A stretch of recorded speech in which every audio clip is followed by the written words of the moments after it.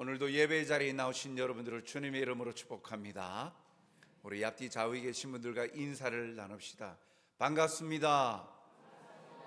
주 안에서 행복하십시다. 우리라서 행복합니다. 우리나라 말, 우리라는 말을 자주 사용하기도 하죠. 이 우리라는 말은 양면성을 가지고 있습니다. 먼저 우리라고 할 때에 공동체성을 가지죠. 요즘은 홀로 된 사람들, 1인 가족이 참 많습니다. 그러다 보니까 혼족, 그래서 1인분, 그래서 사회 곳곳에 여러 분야마다 혼자 살아가는 사람들의 편의를 제공하는 문화적인 요소들이 참 많죠. 어느 때보다도 이 우리라는 단어가 참 생소해져 가는 시대를 살고 있죠. 그런데 이 우리라는 이 공동체성을 가지는 이 의미, 그래서 혼자 있을 때보다는 우리라는 공동체, 여러 사람이 하나가 되어서 연합하여서 하나가 되어서 모일 때 외로움도 덜하고 또 하나의 힘을 가질 수가 있습니다. 그래서 이 우리라는 건 공동체성을 가지기에 혼자보다는 낫죠. 또 다른 면은 우리는 다르게 생각하면 폐쇄성을 가지고 있습니다. 폐쇄적인 구조를 가질 수 있다는 거예요. 우리라는 울타리가 주어집니다. 그래서 우리가 아닌 공동체나 아니면 사람은 집단적으로 폐쇄적인 걸 가지고 있어서 그 개방되어지지 아니한, 그래서 우리만의 특징, 우리만의 공간, 우리만의 문화, 우리만의 누림, 이런 폐쇄성을 가지고 있습니다. 그러다 보니까 다른 사람과의 관계에서 개방되어져 있지 아니하고 특징적으로 다른 사람과 좀 분리시켜서, 다른 객체와 분리시켜서 생각하면서 소속감, 정체성, 그로 말미암는 또 좋은 또 뛰어난 이 자부심, 이런 것들을 갖게 하기도 합니다. 그렇게 우리라는 이 단어가 주는 의미가 공동체성과 폐쇄성을 가지고 있죠. 참 지금 우리가 살아가고 있는 이 시대가 우리라는 단어의 이 양면성, 특별히 이 폐쇄성과 이 공동체성의 극단적인 모습들을 우리가 보고 있지 않습니까? 우리 사회에서 일어나고 있는 극단적인, 이렇게 분열되어져 있는, 나누어져 있는 시대, 그로 인한 피해를 주고 입히고 살아가고 있습니다. 참 우리가 우리 사회를 생각할 때 기도해야 될 기도의 제목들이 참 긍정적인 우리도 있지만 폐쇄적인 우리, 그래서 그런 것들로 인하여서 분열되어지고 극단적인 길을 치닫고 있는 양면성들을 보게 됩니다. 그러면 이 땅에 살아가는 하나님의 백성, 그리스도인으로서 우리라는 공동체, 우리는 어떻게 생각해야 될까? 오늘 말씀을 통해서 우리는 한 몸 된 그리스도인입니다 라는 제목으로 말씀을 묵상하면서 이 시대 공동체 안에서 우리가 가져야 될 자세를 함께 발견코자 합니다. 오늘 말씀은 먼저 우리를 하나 되게 만드셨다, 그리스도의 희생으로 한 몸이 되었다라고 말씀합니다. 어떻게 다양한 많은 사람이 한 몸으로 하나가 되었을까? 오늘 말씀은 십자가로 하나가 되었다라고 말씀합니다. 16절 상반절에 보니까 또 십자가로 이 둘을 한 몸으로 하나가 되게 했다. 어떤 이들을 하나가 되어 한 몸이 되었다라는 것입니까? 여기 이 둘이라고 할 때에 두 부류를 나타내고 있지요. 오늘 본문은 이 한 몸이 된 이 두 부류는, 하나는 율법을 지키고 있는 유대인, 그리고 다른 하나는 이방인입니다. 쉽게 말하면 하나님을 알고 믿는 유대인, 하나님을 알지도 못하고 믿지도 않는 이방인, 이렇게 두 부류를 하나가 되게 했다라고 하는 것입니다. 유대인은 율법만을 구원의 방법으로 생각하고 율법 준수에 구원의 길이 있다라고 믿는 자들입니다. 그런데 이방인은 전혀 하나님을 믿지도 알지도 못하니까 하나님과 상관없는 그런 삶을 살아가죠. 가치 기준이 서로 다르니까 함께 한 몸이 된다, 하나가 된다 생각할 수가 없죠. 공통점이 없지 않습니까? 가장 큰 중심에 하나님이 있고 없고 차이가 있기 때문에 극단적으로 나누어져 있는 거예요. 그런데 이러한 두 부류가 하나가 되었다? 어떻게 하나가 되었다라고 말합니까? 십자가로 이 둘을 하나가 되었다라는 거예요. 바로 예수님의 희생으로, 십자가의 죽으심으로 이 둘, 성향이 다르고 문화가 다르고 가치 기준이 다른 이들을 하나로 만들었다라는 겁니다. 서로 다른 생각과 이념을 가진 이들이 하나가 된 것은 그들의 생각이 바뀌고 삶의 목표가 바뀌었다라는 거죠. 즉 예수님 안에서 하나님의 자녀라는 정체성과 공동체성을 가짐으로 하나가 됐다는 거예요. 문화적으로 그리고 혈통적으로는 하나가 될 수 없는데 예수님을 믿는 믿음으로 모두가 다 하나님의 자녀라는 같은 정체성 그리고 공동체성을 갖게 된 겁니다. 주님의 십자가 희생으로 인하여서 참 구원의 길을 보여주신 것이죠. 지금까지는 각자가 생각하고 의지하는 방식대로 삶을 살고 그렇게 사는 것이 개인의 구원과 연관되어진다라고 생각했던 것들이 오직 예수님을 믿음으로 구원받는다라는 이 진리 앞에 하나가 된 거예요. 이 둘을 하나가 되게 만든 진리, 예수님을 믿음으로 구원받는다, 하나님의 백성이 된다, 영생을 얻는다, 천국 간다 라는 이 진리의 하나로 진리 앞에 모두가 다 하나가 된 거예요. 사랑하는 성도 여러분, 관점도 문화도 습관도 달랐던 이들이 하나가 되는 것은 예수님의 희생, 예수님의 십자가 죽으심으로 말미암아 구원으로 하나가 되었습니다. 오늘 우리도 그렇습니다. 이 자리에 앉아있는 우리도 그렇습니다. 다양한 생각과 삶의 습관들을 다 가지고 있죠. 가치 기준도 다 다양합니다. 자기가 추구하는 삶의 행복의 조건과 목적이 다 다를 수 있어요. 그런데도 하나가 되어서 한 몸 된 교회가 된 건 함께 모여 하나의 신앙으로 고백하게 되는 것, 바로 오직 예수님이 나의 구주이십니다. 이 예수님만이 나를 살려주시는 유일한 구주이십니다라는 이 진리 앞에, 믿음 앞에 우리가 하나가 된 것이죠. 오늘도 주 안에서 하나됨의 기쁨을 누리는 여러분들이 되시길 주님의 이름으로 축복합니다. 그러면 이렇게 한 몸 되게 하신 목적이 있을 것 아닙니까? 하나가 되어서 그냥 한 자리에 모여 있는 것, 그것만이 목적일까? 아니죠. 이렇게 다양한 사람들이 복음, 예수님을 구주로 믿는 이 믿음으로 하나가 되게 하신 목적이 있다라는 거예요. 그 목적이 무엇일까? 먼저 하나님과 화목되게 하시는 데에 있다라는 겁니다. 곧 죄로 말미암아서 거룩하신 하나님과 원수되었던 자리에서 화목하게 하심입니다.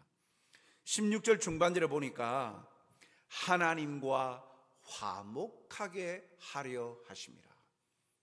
전혀 성향이 다르고 삶의 터전도 달랐던 이방인, 유대인들을 하나로 이렇게 만드는 이유, 목적이 뭐냐?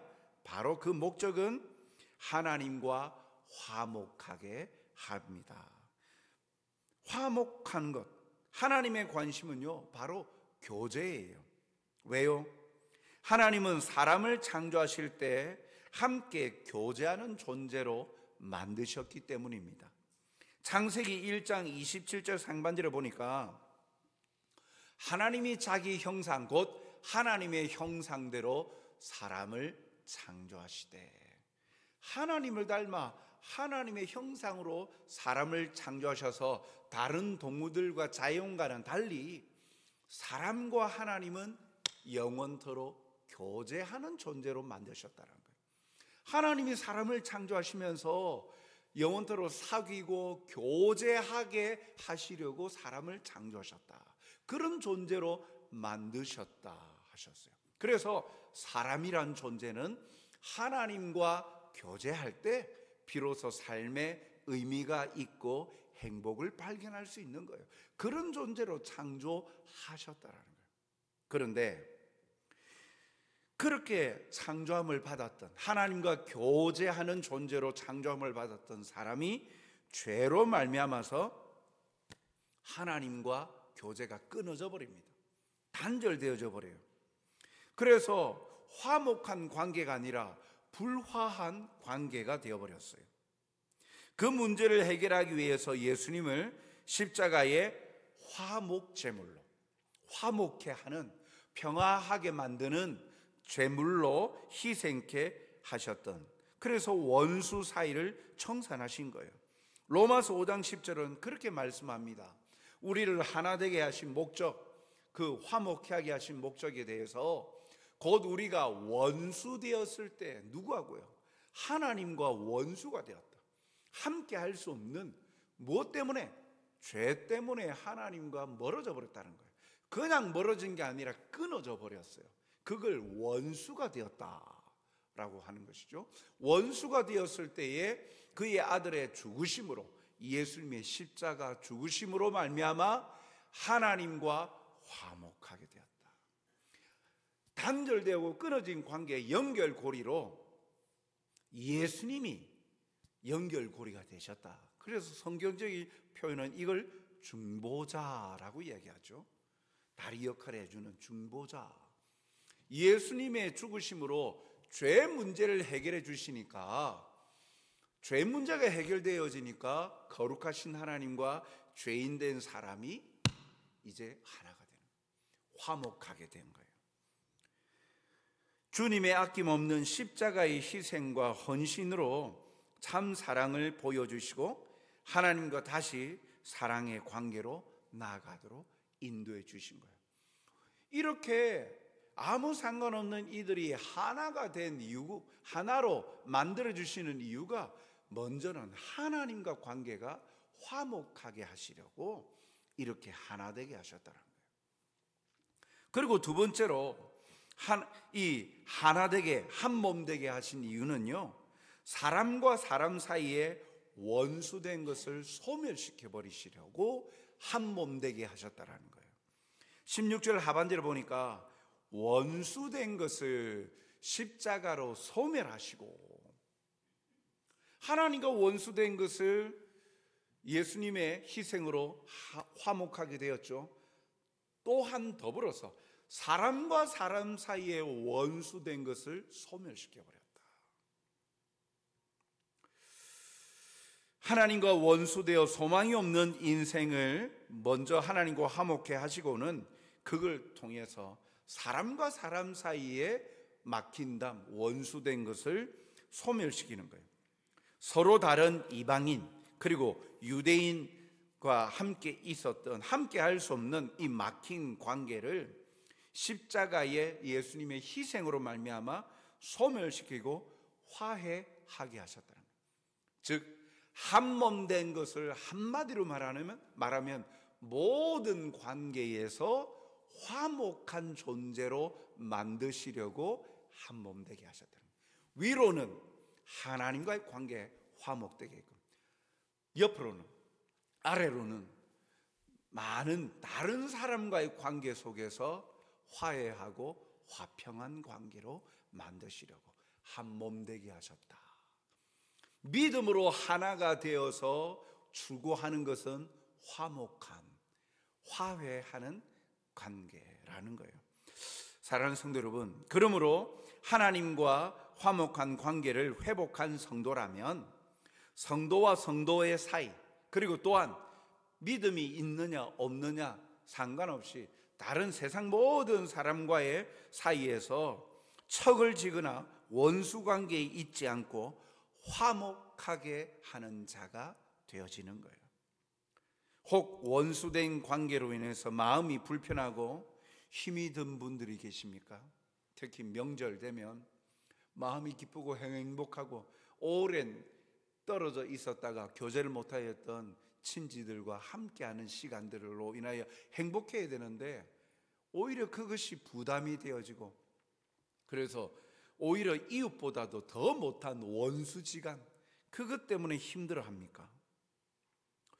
먼저 나와 하나님과의 관계를 먼저 점검해 보십시오. 그 원수되어진 관계를 해결하려면 먼저 나하고 하나님과의 관계를 점검해 보는 거예요. 하나님과의 관계가 건강하게 회복되어지면, 하나님과 나와의 관계가 건강하게 화목한 관계가 되면 나의 무능함과 연약함 속에서도 나를 용서하시고 품어주시는 하나님의 사랑을 입은 자임을 깨닫게 되는 거예요. 겸손해질 수밖에 없죠. 내가 뭐라고 하나님, 나 같은 사람을 이렇게 은혜를 베풀어 주십니까? 나를 사랑하여 주십니까? 내가 그 은혜 받을 자격이 없는 자인데 이토록 나를 사랑하여 주십니까? 은혜를 깨닫고 감사하며 하나님과의 관계 속에서 겸손한 자가 되고 하나님을 바라보게 되어지죠. 곧 은혜를 알게 됩니다. 그 놀라운 은혜 입은 자가 어찌 다른 사람과 원수 관계로 살아가겠습니까? 이렇게 부족한 자를, 나를 은혜를 베푸셨는데 내가 뭐라고 다른 사람과의 관계 속에서 내가 옳다라고, 내가 더 희생했다라고 주장할 수 있겠냐는 거예요. 크신 위대한 사랑을, 은혜를 입은 자가 하나님 앞에서 겸손할 수밖에 없고, 사람과의 관계 속에서도 옳고 그름과 높음과 위대함을 앞세우기보다 겸손함으로 낮아질 수밖에 없는 것이죠. 하나님과 화목함으로 인해 타인과의 관계 속에서 화목해 하는 자로 살아가는 성도들이 되시길 주님의 이름으로 축복합니다. 그러므로 이 그리스도 안에서 한 몸 된 사람은요, 어떤 사람일까? 어떤 삶의 모습을 살아갈까? 먼저 그렇기에 주님의 평화를 추구하는 자로 살아갑니다.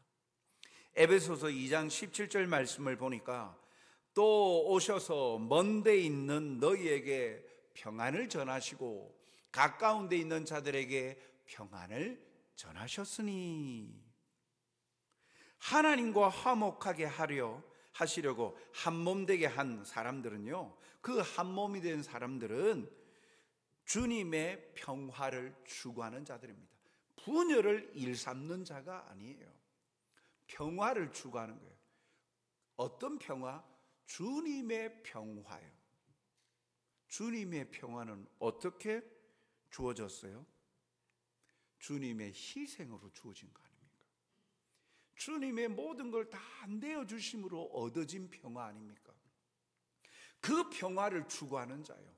나는 아무것도 희생하지 아니하면서 다른 사람이 변해야 된다라고, 다른 사람이 바뀌어야 된다라고, 그래야 우리 가족이 화평하다고, 화목할 수 있다라고, 그런 평화를 추구하는 자가 아니라 주님의 평화, 내가 낮아지고 내가 죽어지고 내가 희생함으로 말미암아 주님의 사랑과 은혜와 평화를 추구하는 자가 바로 이 한 몸 되어 하나님과 화목한 자가 살아가는 삶의 모습이에요.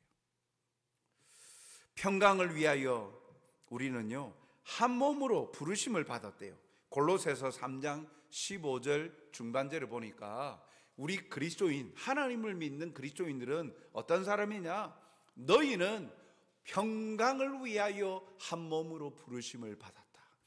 하나가 되어서 예배드리고 하나의 신앙 고백으로 예수님이 나의 구주이십니다, 하나님의 자녀가 된 사람들은요, 평강을 위하여 부르심을 받은 자라는 거예요. 그래서 우리는 평화의 사도가 되는 거예요. 가는 곳곳마다 평화를 나타내는 거예요. 이 평강을 위하여 부르심을 받았는데, 우리는 평강을 위하여 화목케 하는 직분을 주셨다라고 말씀까지 하십니다. 고린도후서 5장 18절 말씀을 보니까 모든 것이 하나님께로서 났으며 그가 그리스도로 말미암아 우리를 자기와 화목하게 하시고 또 우리에게 화목하게 하는 직분을 주셨으니, 모든 그리스도인 공통된 직분이 있답니다. 화목케 하는 자의 직분이 있대요. 다르게 말하면 사명이, 우리에게 미션이 주어졌어요.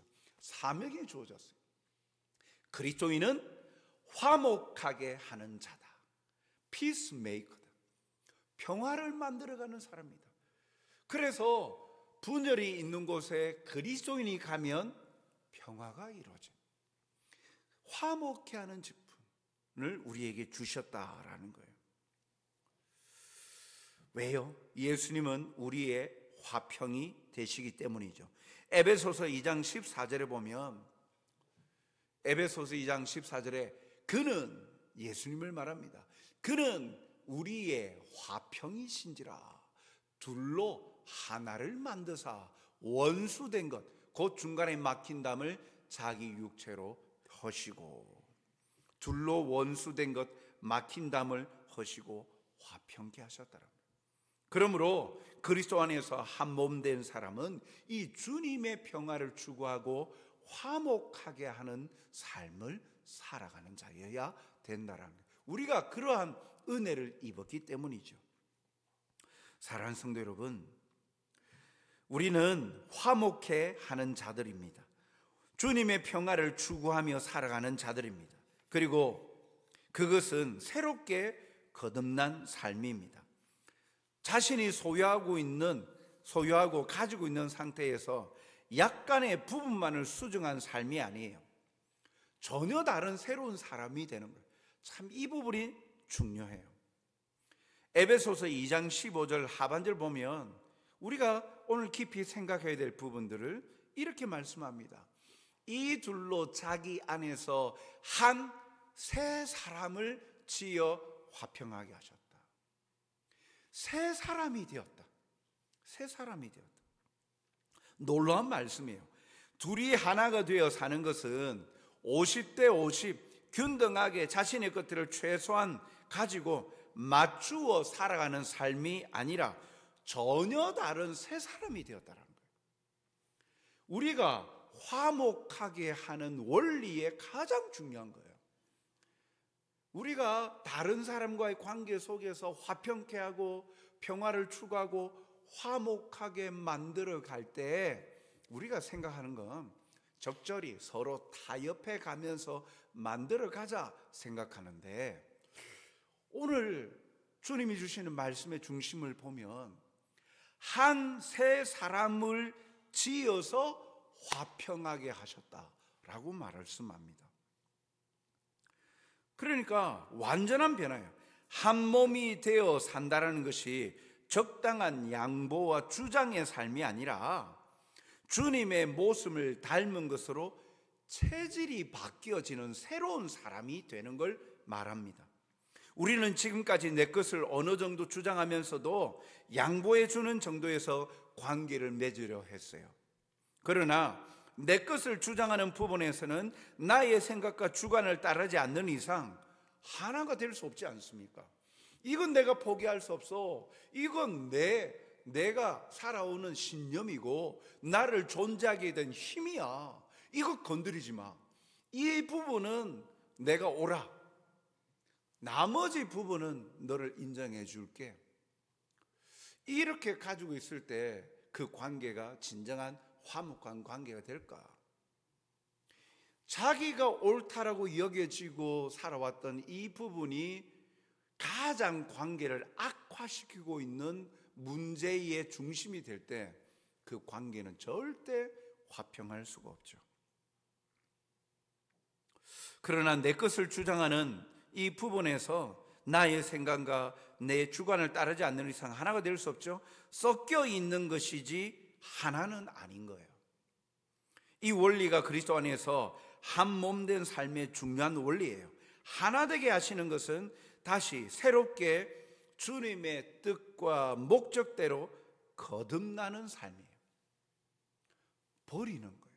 주님의 뜻이라면, 주님이 원하시는 것이라면 내가 소유하고 주장했던 것도 다 버리고 주님의 생각과 관점, 주님의 뜻대로 받아들이고 용납하고 이해하고 배려해 가는 것.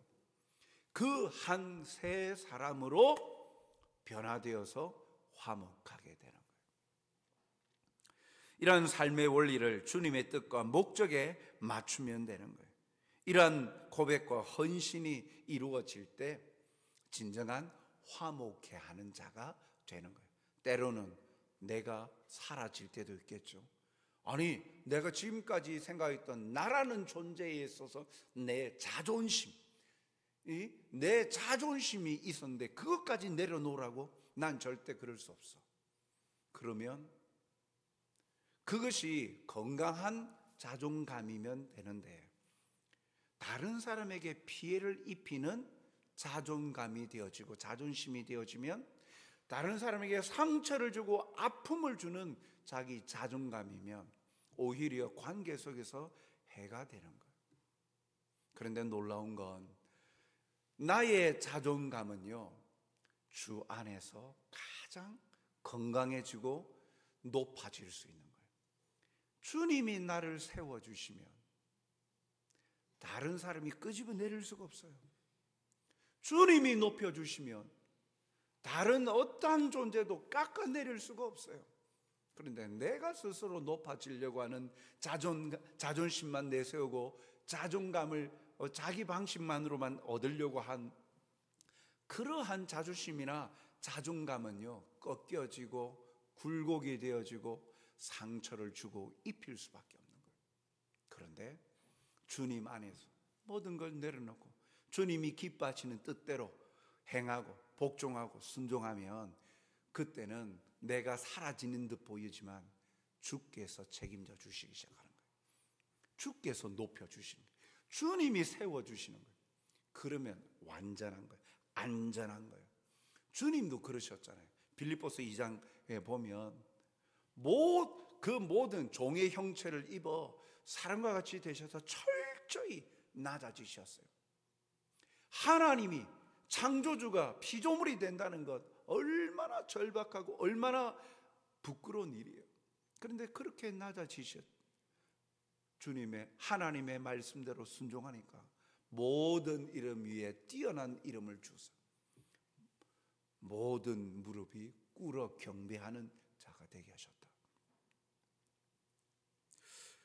우리 관계 속에서 주님의 평화를 추구하는 자들, 그건 한 세 사람으로 내 것을 어느 정도 가지고 있으면서 주장해 가면서 타협하는 사람이 아니라는 거예요.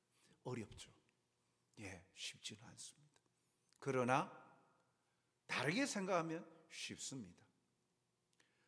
주님이 높여주심을 믿음으로 내 것을 포기하고 주님이 기뻐하시는 방법과 모습으로 내가 따르면 주님이 높여주시는 그 맛을 보면, 그 참된 위로를 경험하게 되어지면 참 행복의 삶을 살게 되죠.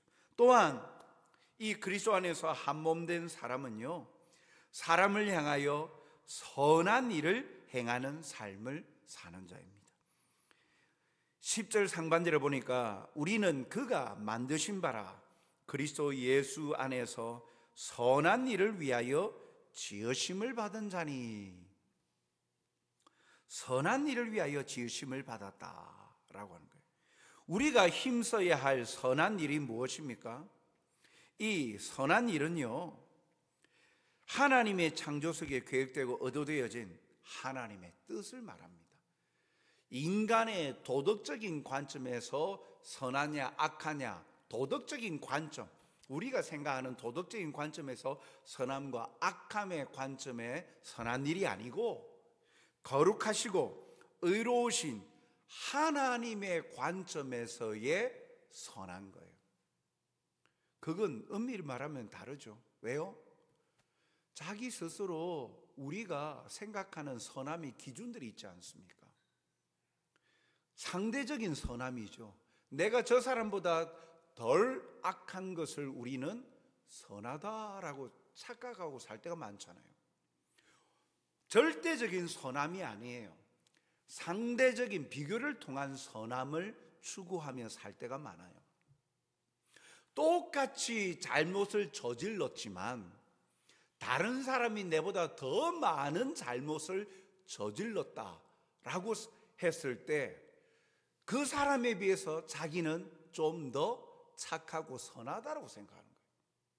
그런데 중요한 것은 자기도 잘못을 하고 있잖아요. 자기도 잘못을 지었잖아요. 죄를 지었잖아요. 그러면 자기도 죄인인 거예요. 잘못한 거예요. 그런데 그렇게 생각하지 않고 자기 관점에서 자기는 선하다, 착하다라고 생각하는 거예요.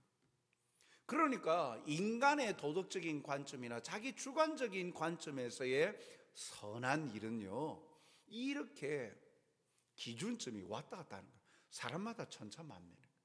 그런데 우리가 한 몸 되어서 우리가 살아가야 되는 삶의 모습은요, 하나님의 선한 일을 위하여 행하는 자로 살아가는 자다라는 거예요. 곧 선하신 하나님이 나타나는 삶을 사는 것, 그것이 선한 일을 행하여 살아가는 삶이에요. 이것을 한마디로 말하면 하나님의 영광입니다. 왜냐하면 하나님은 하나님의 영광을 위하여 사람을 지으셨기 때문이죠. 즉 우리의 삶을 통하여서 하나님이 높아지고 하나님이 영광을 받으시는 삶을 사는 것을 오늘 성경에서는 선한 일을 행한다, 선한 일을 위하여 지으심을 받았다라고 하는 거예요. 때때로 사람들은 선한 일을 했을 때 자기가 돋보이잖아요.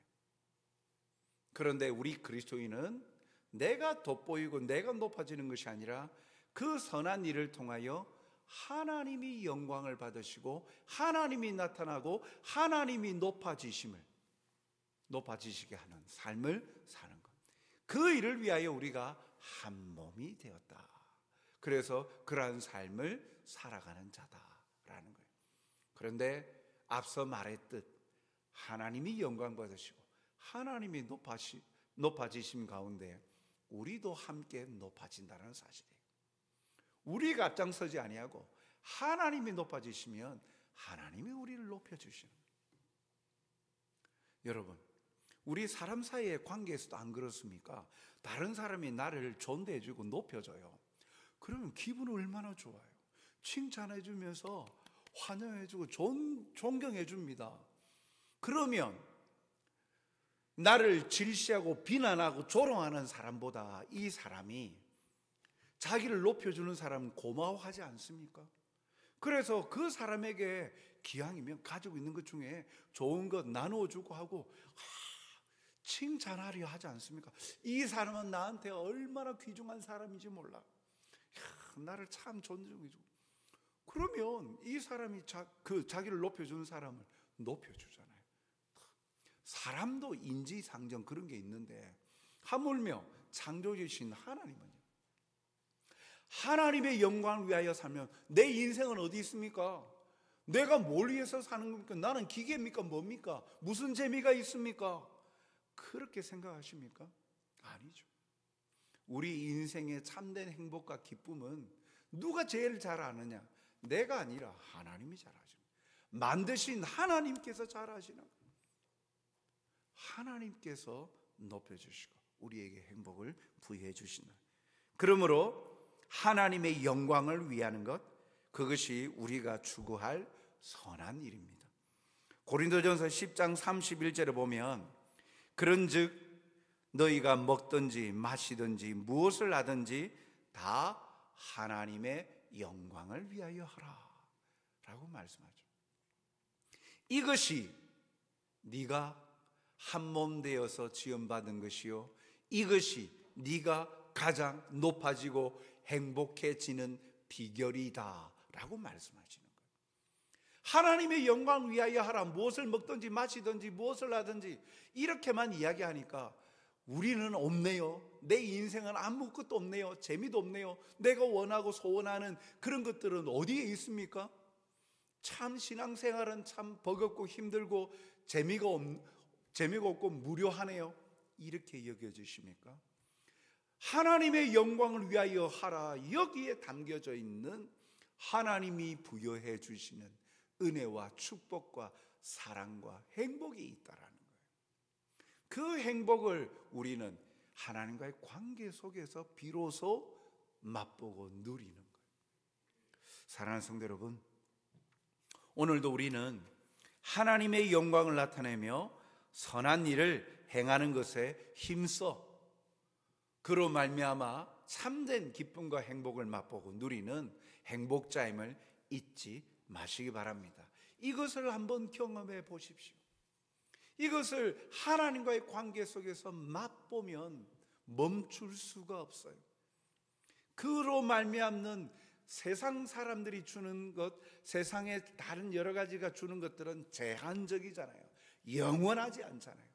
그런데 하나님과의 관계에서 우리가 맛보는 건 영원한 거예요. 왜요?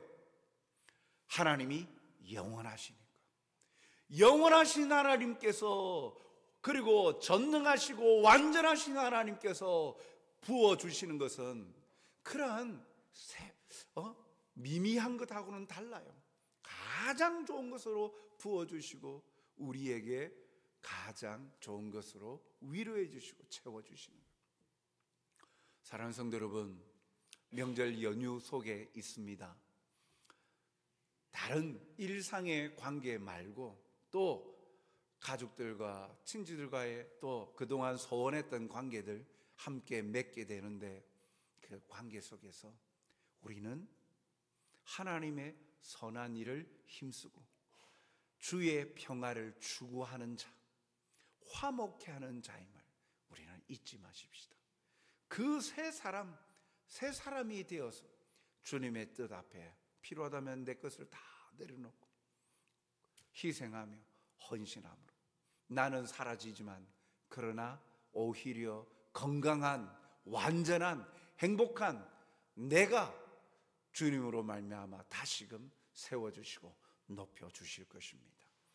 만나는 모든 모임 속에서 화목해 하는 자로 하나님의 사랑과 평화를 맛보며 누리는 자로 살아가시는 저와 여러분이 되시길 주님의 이름으로 축복합니다.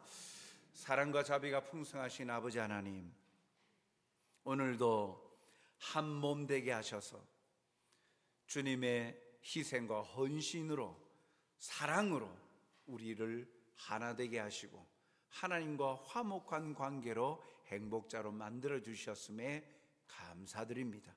그 은혜에 빚진 자로서, 사랑을 입은 자로서, 은혜를 입은 자로서 그 받은 은혜와 사랑을 나누는 자가 되게 하여 주옵소서. 평화를 전하는 자가 되게 하여 주시옵소서. 우리의 마음을 부담 가고 아프게 하고 힘들게 하는 인간관계 속에서의 그런 원수되어진 모든 관계를 십자가로 소멸시켜 주시어서 오늘도 그 무거운 짐을 벗어버리고 주께 순복하여 모든 것 하나님께서 기뻐하시는 선한 일을 행함으로 하나님께 영광이 되어지고 우리에게는 참된 평안을 맛보게 하여 주시옵소서. 그리하여 가는 곳곳마다 주님의 사랑의 향기를 바라는 믿음의 용사들이 되게 도와주시옵고 사랑의 사람으로 살게 하여 주시옵소서. 감사하며 예수님 이름으로 기도하옵나이다. 아멘.